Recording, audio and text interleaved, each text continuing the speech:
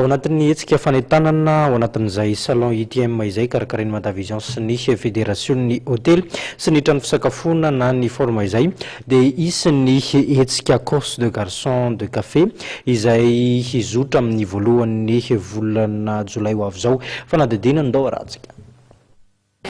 Ny point anankiray manaraka izay organisenay amin'izao amin'ny cadre-ny Foire internationale du tourisme de misy course de garçons de café ataonay amin'ny 1er juin any Nosy zany dia parcours-n'ilay izy mialo eo amin'ny Carlton dia miodina amin'ny Sénat dia mivelona amin'ny RNM. Ilo an'ilay gagnant zany skôla manolotra poids les gagnants en pierre et misy loi numéraire le izy 300 000 ariary dia misy trophée zany atolotry ny Fhorm sy kit-na garçon de café dia mahazo godise daholo zany ny participant rehetra.